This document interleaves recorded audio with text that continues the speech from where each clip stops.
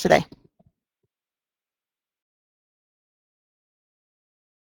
Jennifer. Now I want to introduce our speaker today.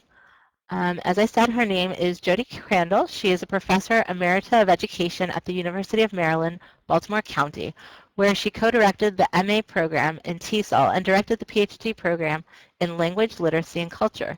She has worked in all areas of adult education with a focus on English learners, including curriculum and materials development, research, teaching, and professional development, and is currently developing courses for a TESOL graduate certificate program in adult ESL. And with that, I will now turn over the floor to Jodi.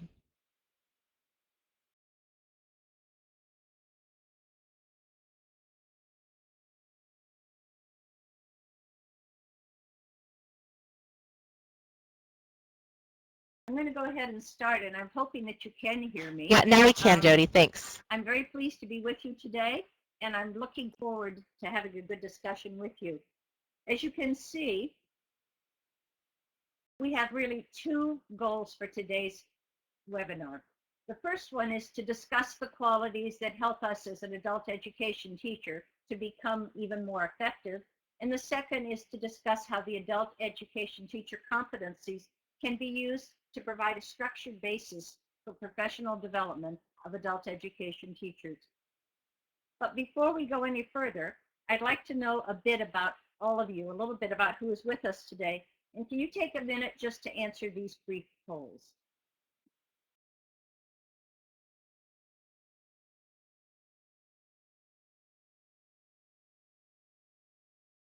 So you can see I'm asking you how many of you are relatively new teachers, how many of you are experienced teachers, how many of you are administrators or instructional leaders, and I imagine many of you are more than one of these things. Okay, it looks like we've got a lot of really experienced teachers and a lot of administrators or instructional leaders. That's great. And then in terms of how many of you have provided mentoring or coaching or professional development, this is great. It looks like nearly every one of you has been a mentor, and most of you have also provided professional development. So I think with those, we're going to talk just a little bit about what we think we mean when we talk about an effective teacher. It's really difficult to define effectiveness, but I'm sure that all of us have had times where we left class knowing that we were particularly effective in that class. So I'd like you to think about one of those times. What knowledge or skills or other characteristics did you have that enabled you to be effective? And please, will you type some of that in the chat box? What are some of the knowledge and skills that you used, that you had when you were particularly effective in a class that you taught? And don't be humble. This is a chance to talk about some of the great classes we've had, which is what keeps us going when we have some classes that maybe weren't so effective. Okay, I'm seeing some nice examples. These are great.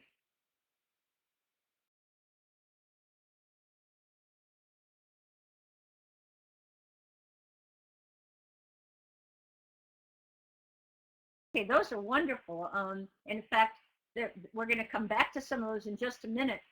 As you may imagine, and from some of the things that you just typed, there really are many different conceptions of teacher effectiveness. And defining it is complex and sometimes generates controversy, as Little Go and Bell say. It's unfortunately often defined as the ability to affect student learning, when of course that's important, and too often it's also in student achievement scores on standardized tests. But I think we all know that that's actually way too narrow a definition of what it means to be effective. And clearly, for those of us in adult education, it has to be much more than test scores. And this wonderful quote from Smith and Gomez points out that there are lots of things that go beyond just being judged by students' performance on standardized tests, and they include such things as helping students persist in reaching their education goals both inside and outside of the classroom, and helping them to advance in a variety of life goals that they have. And those, there are lots of these, but some of the ones that have probably come right to mind are getting a better job or even a first job, reading to children, reading for pleasure, searching the web, navigating the healthcare system, learning how to send a text message on a mobile phone, and clearly as well today help with getting a career pathway, being able to find not only an initial job, but being on a pathway to better and better jobs until we get some kind of a family sustaining wage. And it's also important to remember, as Smith and Gomez warn us, is that being an effective teacher is necessary, but it's not sufficient for high student achievement because there are lots of other factors involved, such as the leadership, class size, intensity of instruction, time on task, student characteristics. All of these play a role in student learning.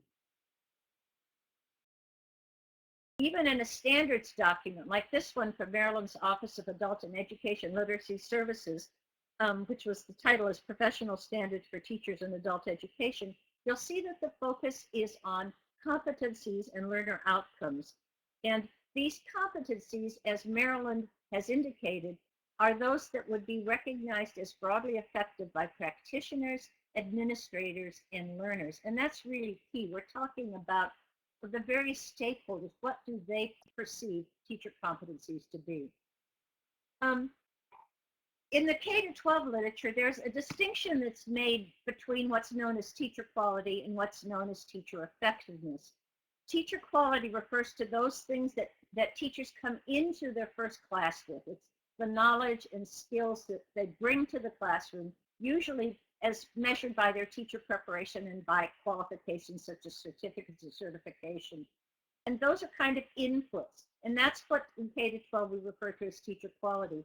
But the teacher effectiveness refers to those practices that teachers use once they actually get hired and are in the classroom. It's how a teacher translates the knowledge and skills from that preparation into instruction that impacts student learning. So in this today in our webinar, we're really going to be focusing upon teacher effectiveness rather than teacher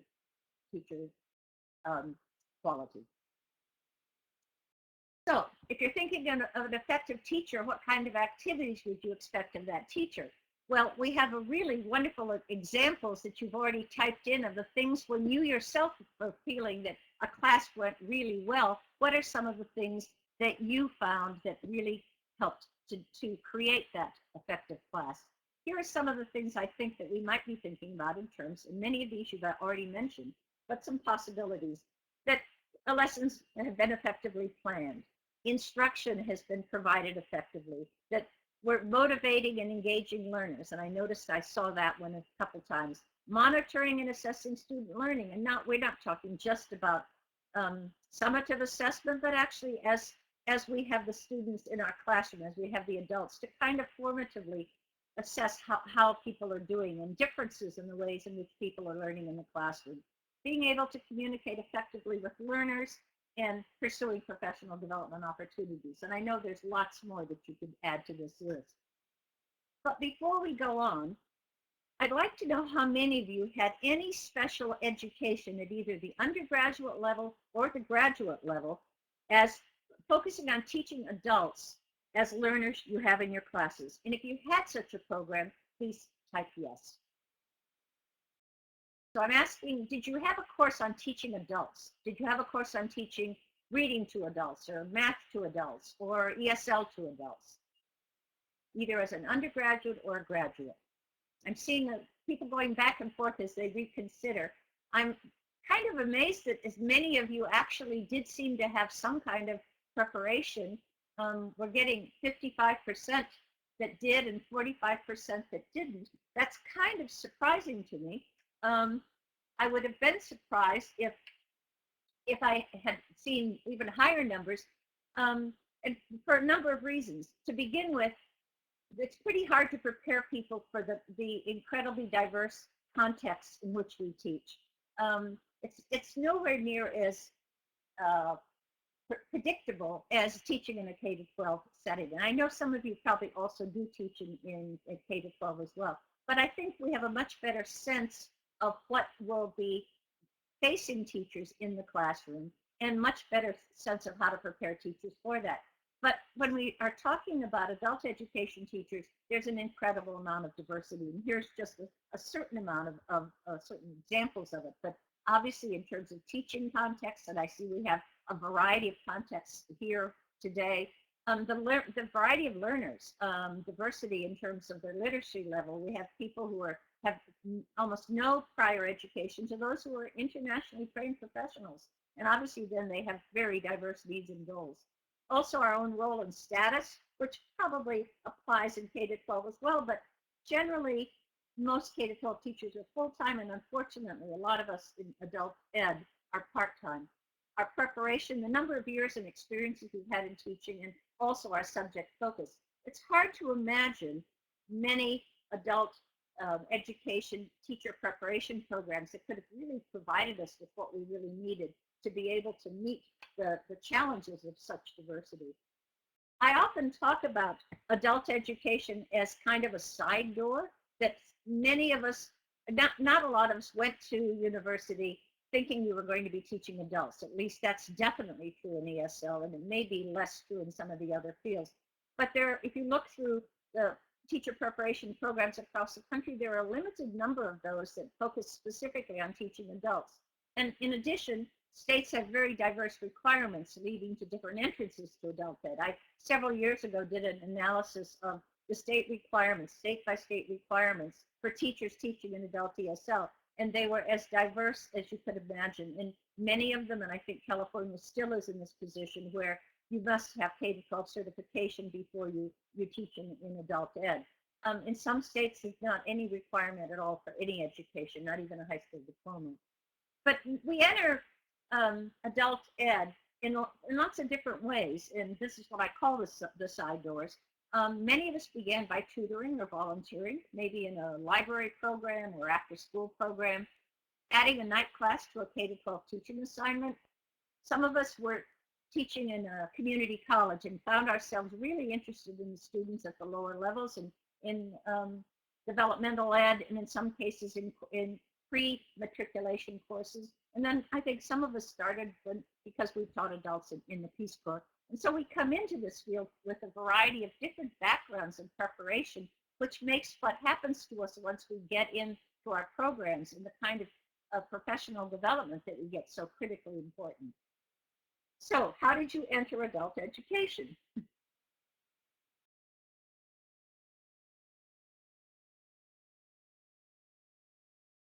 Yeah, I'm seeing a lot of you. Mm-hmm.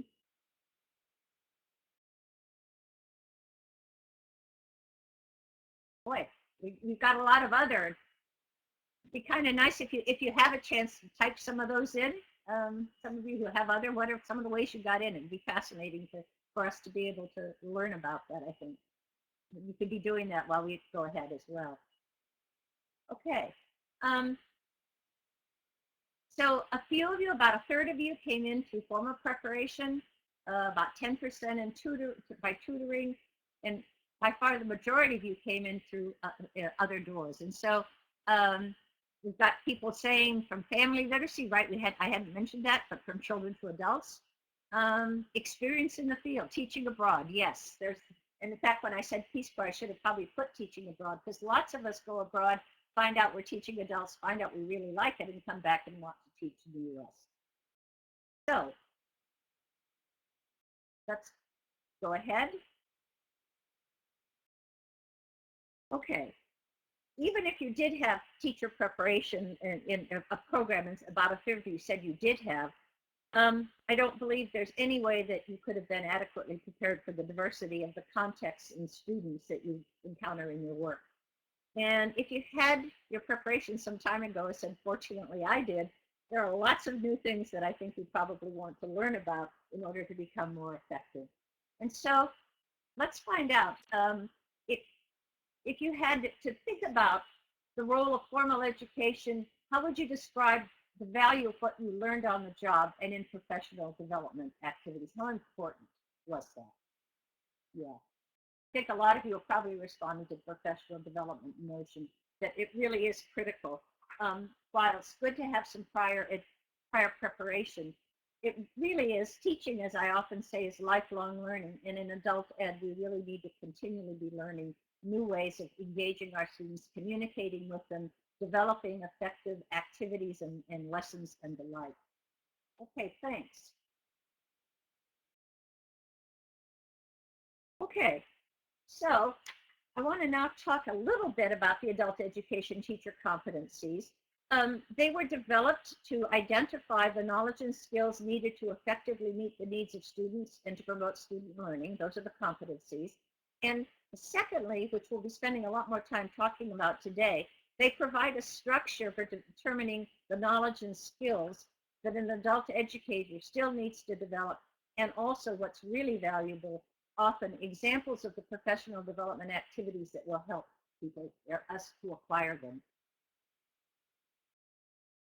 So so that I can get a better sense of where we are in terms of our knowledge of these adult education teacher competencies, could you just briefly let me know how well you think you know them? Do you know them well, quite well, but you haven't applied them? You're familiar with them but don't know them well, or you're not very familiar? I'm expecting most of them to be toward the bottom, which just means that's fine because I'm fully prepared to talk a little bit about this, but I'd like to know.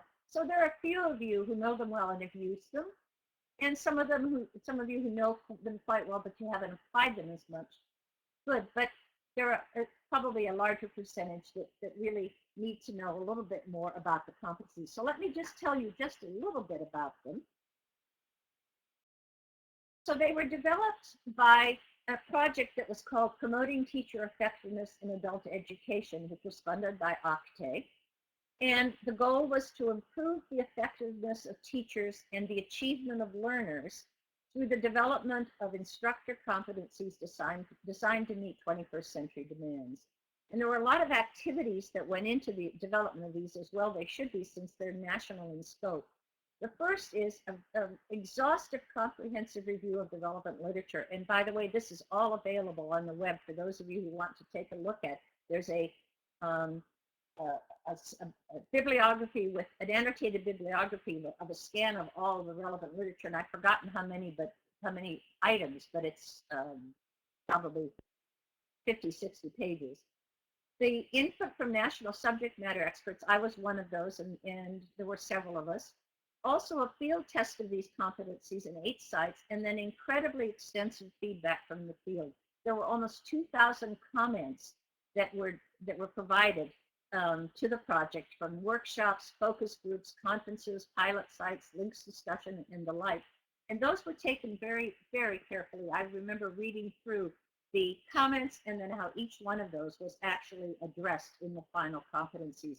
And so the piloted competencies were then revised and then developed into the final competencies.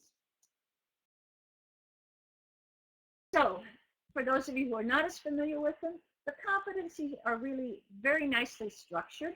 There are 4 domains of activity, and I'll talk about those in just a minute. There are 17 observable competencies, and that observable is a really important point. These are things which you can see. For each domain, there's 4 or 5 of those competencies. And then for each of the competencies, there's a set of performance indicators which describe what that competency looks like in an adult education context. And then there are sample illustrations that provide examples of the practice in different adult education settings, in a multi-level ESL class, or a literacy class for English speakers, or an ABE reading or math class, or a bridge class between adult ed and enrollment in college, and the like. So it's easy to see yourself in those competencies and to see the kinds of contexts in which you teach. And what's really nice is the performance indicators provide a way of actually letting us look at how well we're meeting those competencies. So here are the 4 domains. And they're not a surprise. Teacher effectiveness involves monitoring and managing student learning performance through data, planning and delivering high-quality, evidence-based instruction, communicating effectively to motivate and engage learners, and lots of you brought that up, and pursuing professionalism and continually building knowledge and skills. And it's the 4th one we're going to spend the most time on today. There is, for the competencies, a self-assessment tool, which is really very effective. It consists of 17 questions, 1 for each competency, with sample performance indicators and illustrations. And then as you go through it, you answer the columns for each competency as how relevant is this to my teaching, what's my proficiency level now, and how much of a priority does our program place on that particular competency. And as you do this, it tallies your score and creates an individual professional development plan with several recommendations for additional development. It takes 40 to 45 minutes to complete, and actually the self-assessment tool from the teacher competencies, you have to complete at one time. But California is in the process of developing, or I believe it's revising, the ICSA, the Instructor Competency Self-Assessment, which actually is better designed in that it does allow you to save what you've recorded and then to come back at a later time and continue your self-assessment. And obviously, whichever the self-assessment you use, it should be completed periodically, and it should be kept as a record of your own formative assessment of your continuous learning. Just as we do this for our students, it's really helpful for us to get a sense of how we're growing as professionals, how we're learning, how we're becoming more effective. So here's what the California, the ICSA looks like, the Instructor Competency Self-Assessment. And you can see that it deals with the very same qualities or the same competencies, the relevance to my teaching, the self-assessment, the priority level. I apologize that it's not easier to read, but you'll be able to get that off of the web and also through CALPRO. Okay, so who can benefit from the adult ed teacher competencies? Obviously, I think everybody who's involved in adult education. Beginning teachers, even if they had a strong teacher preparation program, and I noticed that some of you had your program in TESOL, some of you had your program in foreign languages or linguistics, and so you did probably have some preparation for teaching adults, since especially in those areas, there's often a lot of emphasis upon that. But even if you had strong teacher preparation, when you first begin to teach, it's really helpful to be able to, with a mentor, preferably, to identify areas that you want to focus on in your first year or so in the induction year. Experienced teachers obviously can also use these to reflect on their own practice, to engage in self-assessment, but also, depending on how long some of us have been teaching, and I won't tell you how many years it's been for me, there's a lot of new knowledge or skills that we can develop. Certainly, with the increasing emphasis on technology in the language classroom, some of us need more attention to that. I'll be talking about possible areas where you might do study circles later, but even experienced teachers need a chance to reflect on their own competence, their own effectiveness, and a chance to see where they might want to spend a little bit of effort in professional development. Obviously, mentors can use them to guide and analyze classroom observation data, to provide feedback to their mentees, and also determine where they should be providing the most support. Administrators and instructional leaders can use them for classroom observations, to identify what would be most useful professional development for individuals or groups of teachers. And clearly, I want to say here and make it very forceful that obviously needs to be with teacher input, but an instructional leader might call some teachers together who are interested in a particular topic, or might note that in implementing a new program, all of the teachers are going to need to have some professional development. And professional developers also can use them as a guide to help teachers increase their content knowledge and their teaching skills. So, the use of self-assessment or competencies. In the box for your position, indicate whether or not you've used the self-assessment or competencies on your own. And that should come up as a poll. Yeah. Here we go. So indicate first if you're a new teacher, and then have you used the competencies. Okay, new teachers, I'm not surprised that would be 100% would not have. Experienced teachers, okay, about half of you have done it, have used them. Mentors, not yet, and probably because at this point neither the mentors nor the beginning teachers have used them, but I think you're going to find them to be very useful. Instructional leaders, no. Program administrators, yes.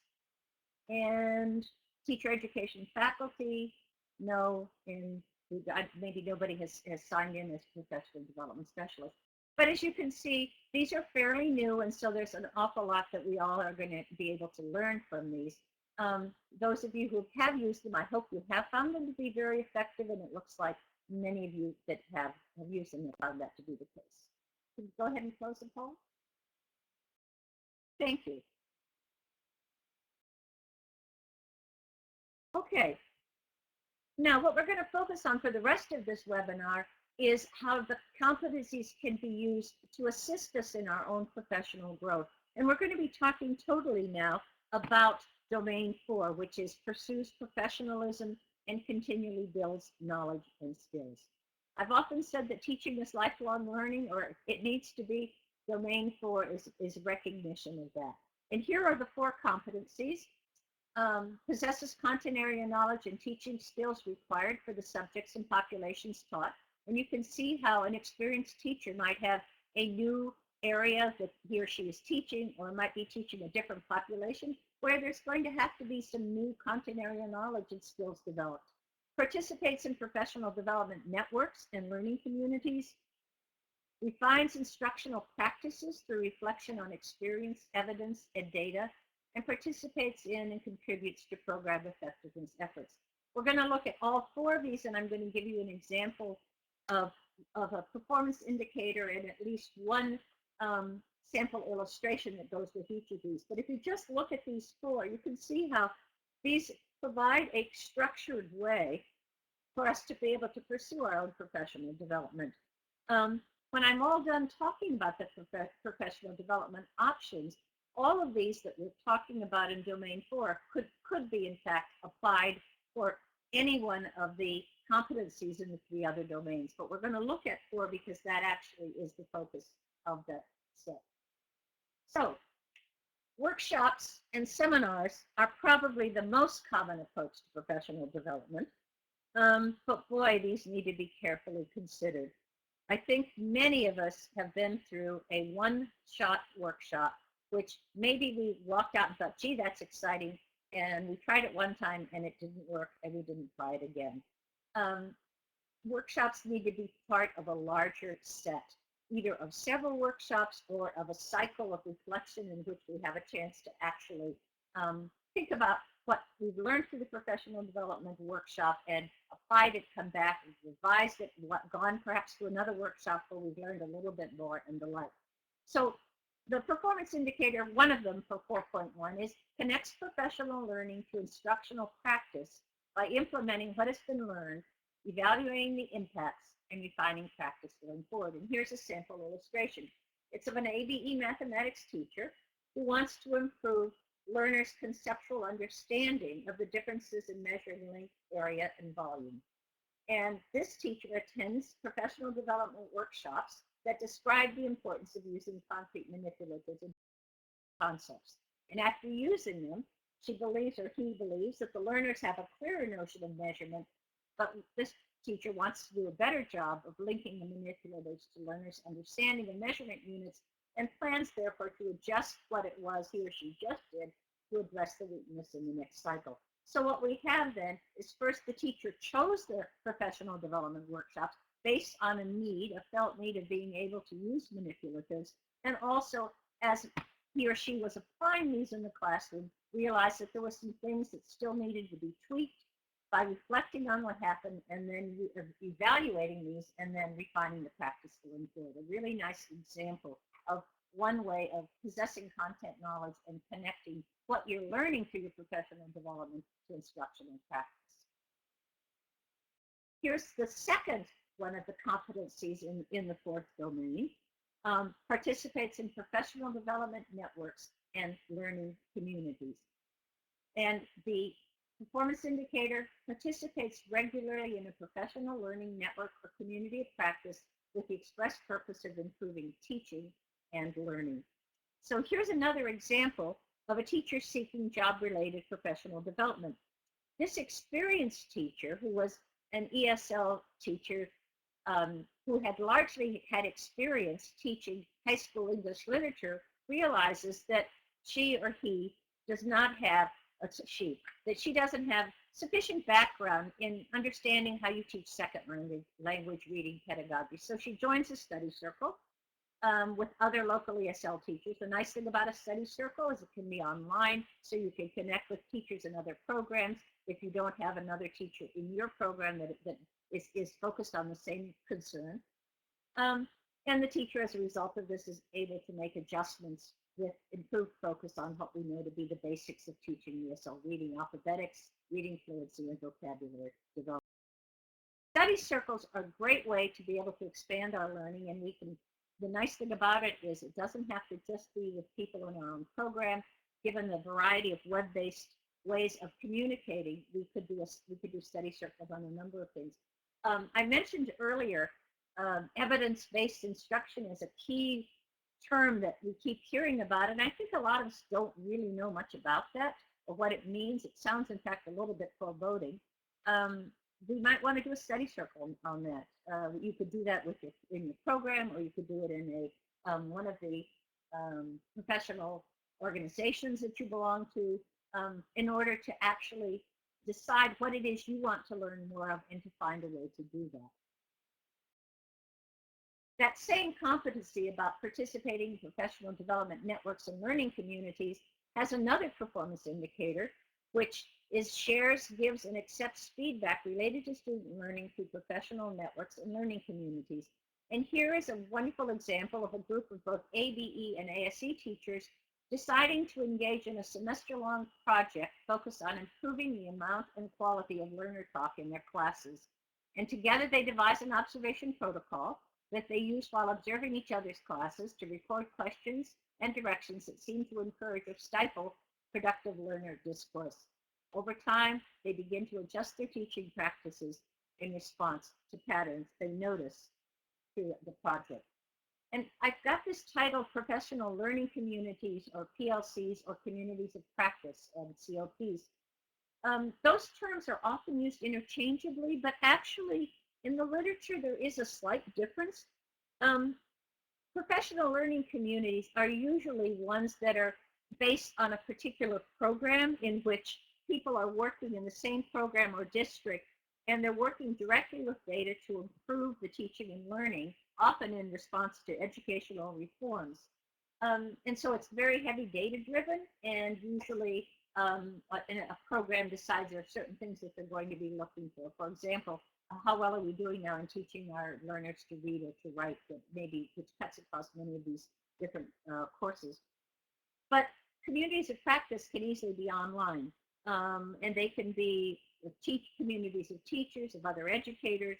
They can be from a range of programs or regions or even nations.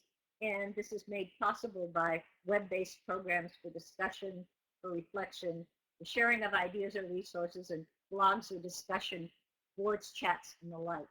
So I think a lot of us have been engaged in some communities of practice.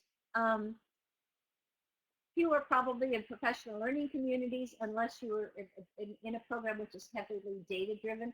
Clearly in K-12 education, PLCs are extremely frequent because of the heavy emphasis upon standardized test scores and getting students through these tests.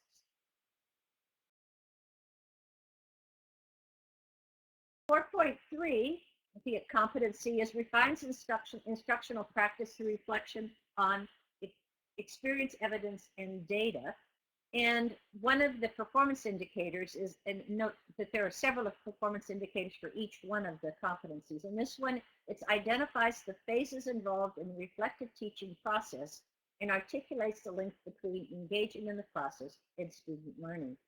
And reflective teaching can be defined as a process by which teachers collect data about teaching, examine our beliefs, our attitudes, our assumptions, and then we use that data in critical reflection on our own practice. I've worked with ESL teachers in a reflective learning group. It was a fascinating experience. The program decided they wanted to use this as their primary professional development approach. And each month, one of the teachers would present one of the major challenges that he or she was facing in the classroom and talk through it for everybody in the group to understand what the context, what the situation was. And then the other teachers would have a chance to ask questions to make sure they really understood what it was that was the problem or the challenge. And then they would offer some suggestions, and the teacher would sort through those suggestions after leaving the group and decide what it was he or she wanted to implement in his or her teaching. And would then come back, and at the beginning of the next group meeting, which these are usually monthly, or they were in this case, that teacher would share the results, first saying, here's, if you remember, here was my challenge, here's what I did, and let me tell you how it worked or didn't work. And might begin talking about how he or she's going to adapt that a little bit next time around. And then a second teacher presents the challenges that he or she faces. In the sample illustration in the competencies, an ABE literacy teacher is concerned about non-participation patterns during phonics activities. Boy, I think we've all been there.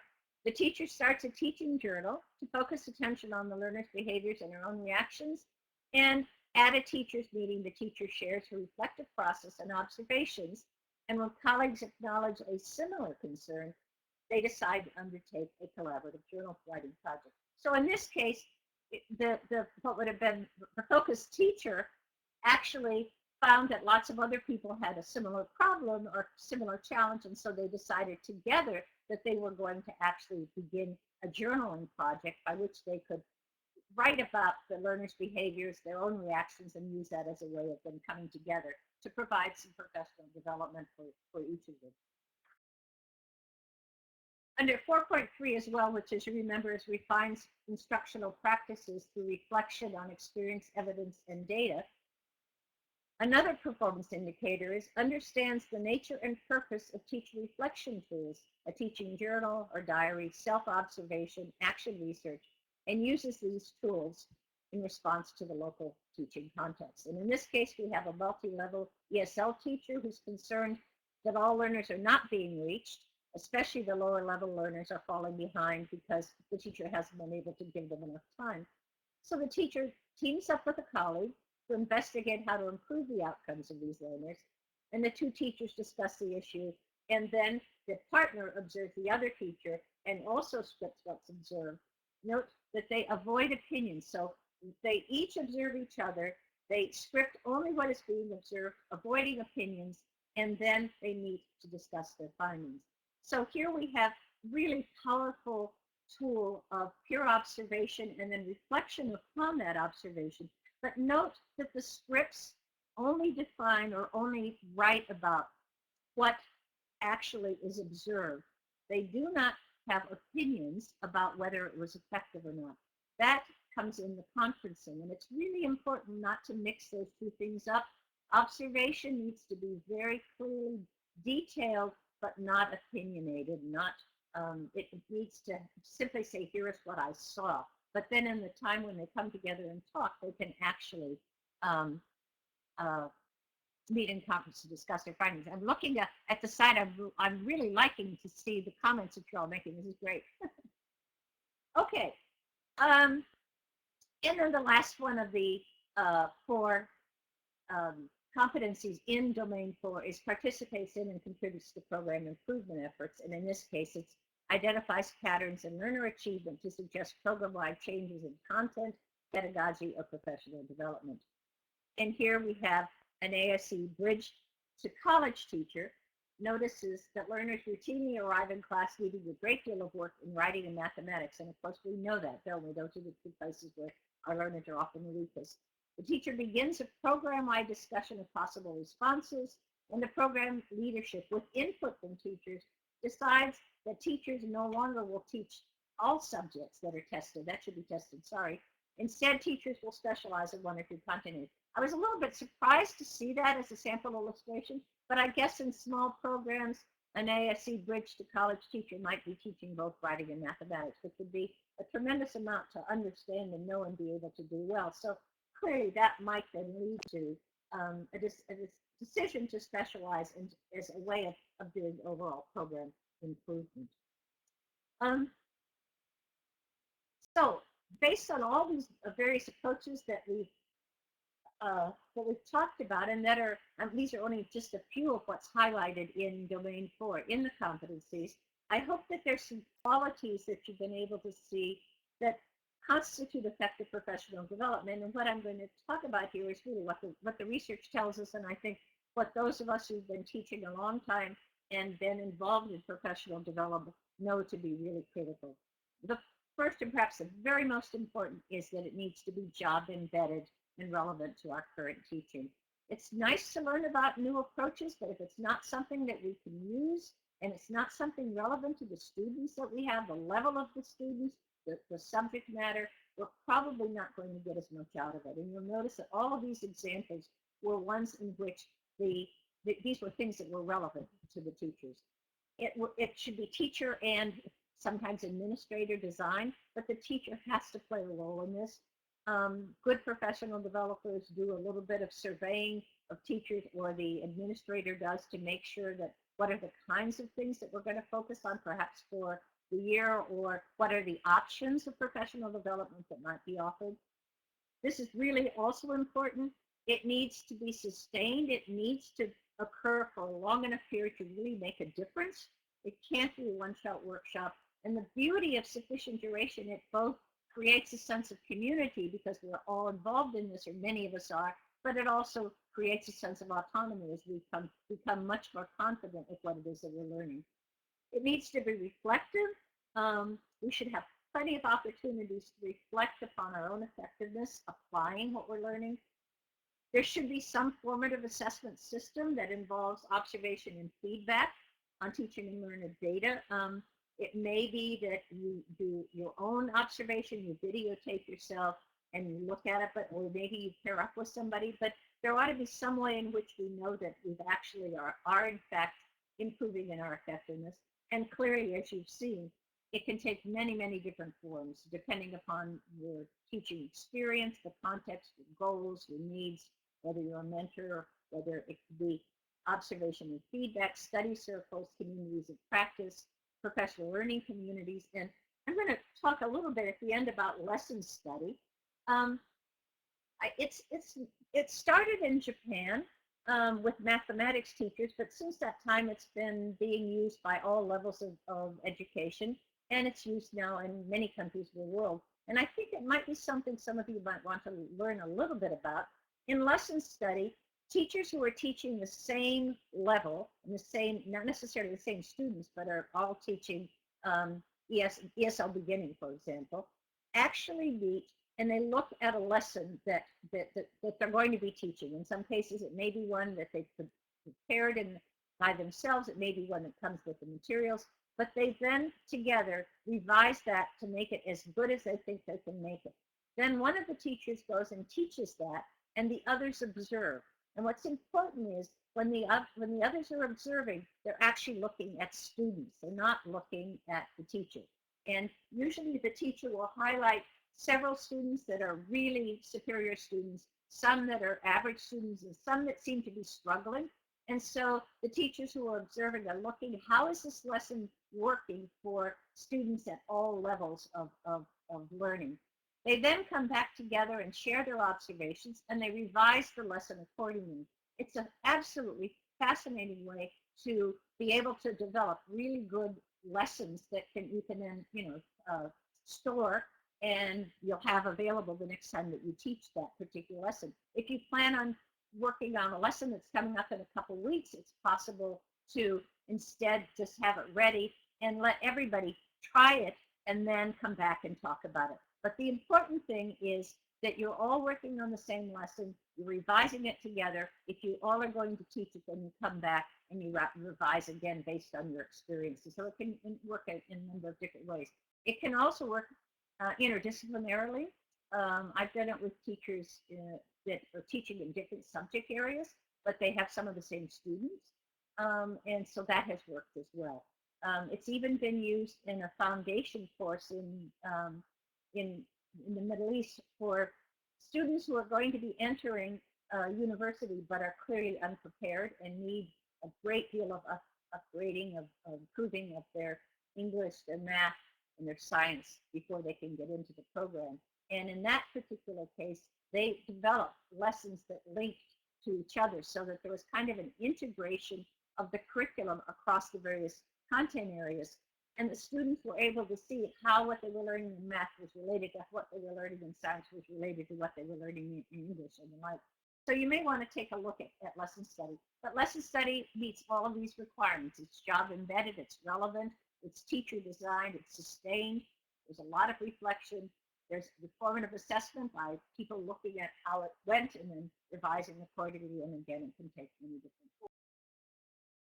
So that's all I have, but I'm really looking forward to hearing any questions that you have. And would you?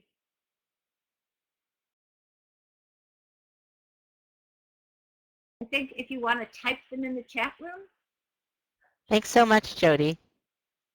We had a really great Does discussion. anybody have any questions? I can start to look also at the chat. I haven't been able to do that while I've been talking with you. Sure, Jodi. A question that Anybody want to just any comments? Jodi, a question. I see, Lynn, you said that some teachers don't want observation and peer feedback. Absolutely, and that's one of the reasons why you probably want it to be something that is that people can volunteer for. That they can, or if everybody has to do it because the program has said that, then how about if you choose the person who you're going to be working with that will be a partner that you know you respect, that you see things somewhat the same way, and therefore you can observe each other, and actually the peer feedback will be more useful. Good. I'm glad you're doing PLC training. That's wonderful for one of the programs.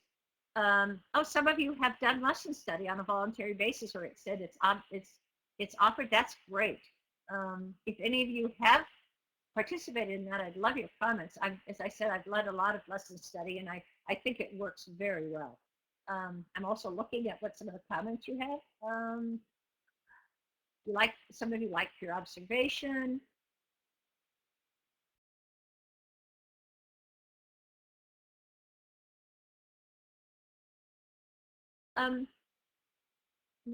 Even if you're not doing pure observation, if you have to have supervisory observation, I believe that all observation should be collaborative. I think that you should sit down with the person who's going to be observing you, and you should say, here's what I want you to look at. Because, of course, if you're doing your self-assessment with the 17 competencies, you have a sense of where you're really strong and where you perhaps need some more attention. I would always ask anybody that I observe, I say, please tell me something you're really happy with and you want to make sure that I spend some time noticing and observing, but also tell me something that you think is a little bit of a challenge and that you'd like to have us talk about later, and I'll look for that as well. We can't look at everything. It ought to be as useful as possible, and so the teachers and supervisors should meet before, should meet after, but it should be collaborative. It shouldn't just be supervisory. Well, some of you are going to a PLC Institute. That's great. Let's see what else. Yep, I agree. Volunteer for peer. Jodi, we had a couple questions about motivation and motivating people to participate. I like your idea. Somebody says, Cecilia, it's moving around here. Cecilia, you said, if someone comes to a teacher training meeting and raves about how effective some activity has been, other teachers often get pulled in. Absolutely. Enthusiasm is what's the word? We absolutely drawn to it, and that gives you a chance then to learn from your peers. And in fact, it might be something then where you would go out and try it and then come back again and talk about it again. What worries me sometimes is we try something and we aren't as successful with it as we want it to be, and we say, I've done that, I'm not going to try it again, especially if we think it failed pretty badly. It's kind of embarrassing. So it's really a good idea to have some chances to talk to people about it, to get some ideas and so forth. Boy, I'm so glad a lot of you have extra, you get pre-approved professional development. Let's see.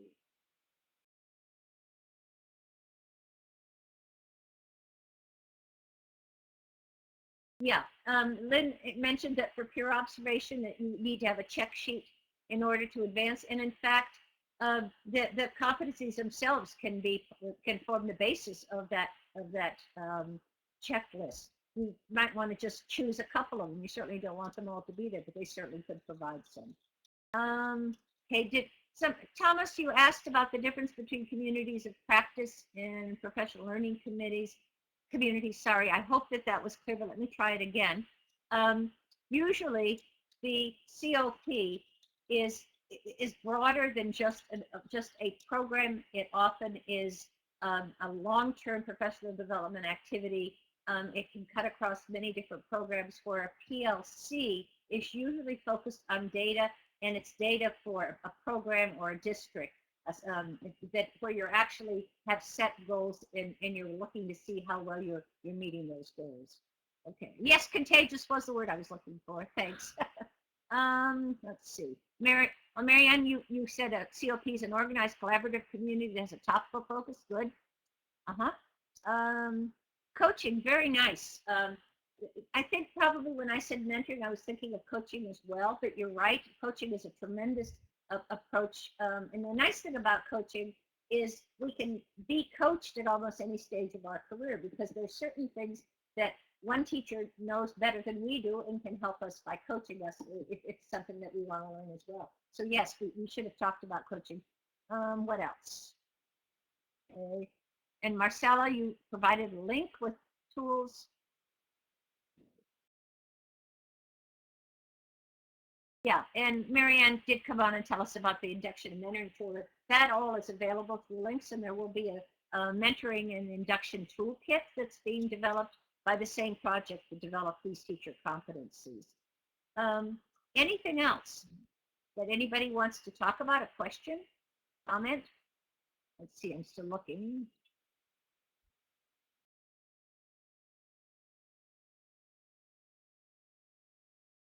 Lisa, how do we verify that students got it? I guess we probably have to have a range of formative assessment tools, and we have to take advantage of the times in which we have students, for example, in pair work. We can go around and we can listen. I use checklists a lot. If there's certain things I want to get a sense of if somebody's getting a particular, for me, an ESL, a grammar point, it's using the vocabulary that we've been focusing on, is able to ask questions or to give advice or whatever the function might be. When I see it, I can check it off. So there are lots of ways you can do formative assessment. It doesn't all have to be at the very end. Okay. What? What is me, Jodi Crandall? What am I doing? What is Lynn? I'm not sure I got that. Ah, okay. Student Learning Outcome Assessment Tool. Yep. And actually, that I hope that we're all doing that, because if we do the assessment, it's what you do call backward design. You actually develop the assessment first and then work back to how you're going to get students to that. It doesn't have to be very detailed, but what we should have a sense of what we're trying to get our students to, so that when they actually are on the way to that, we can begin to check it off. Okay, yeah, for teacher effectiveness, thanks. Anything else? Any questions? I'm not seeing questions. I'm seeing a few comments, but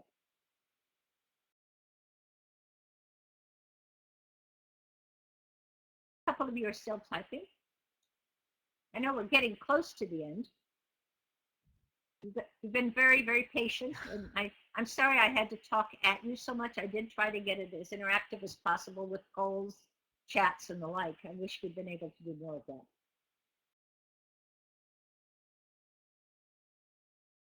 Just waiting for people if they're typing.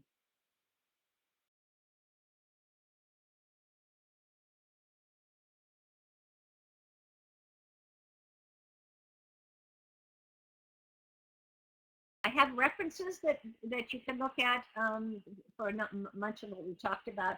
I've written a number of things on, I mentioned the adult ESL teacher credentialing brief, but a number of professional development articles and chapters, and looking at it in terms of teacher education and also professional development. Since my focus is TESOL, most of the examples are from TESOL, but the ideas are still the same. And the one that I wrote with a former student of mine, Susan Finmiller, in 2014 on effective professional development for language teachers, has probably 20 to 30 different approaches to professional development.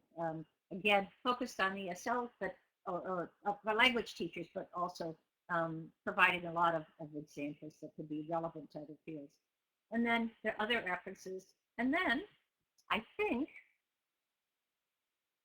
okay, Marcella asks, how do you think we should motivate teachers? Oh, wow. I think that teachers themselves are very motivated by their work unless they've been doing the same thing for a long period of time. And I think we all get very, at least maybe I'm speaking from my own experience, the way that I keep motivated is trying new things. I even teach new classes when I can. Right now, as Marcella told you, I'm developing some courses for a postgraduate certificate in adult ESL. To my knowledge, there's only one of those across the country at Hamline. And we have a lot of students who really don't want a methodology course that talks about K to 12. They want just to focus on adult ESL. Well, that's a marvelous thing for me to do this. I'm having to learn a tremendous amount, and that keeps me then, when I'm teaching, a lot fresher. I think also pairing up new teachers with experienced teachers, we often talk about induction and mentoring as a process by which a new teacher learns a great deal.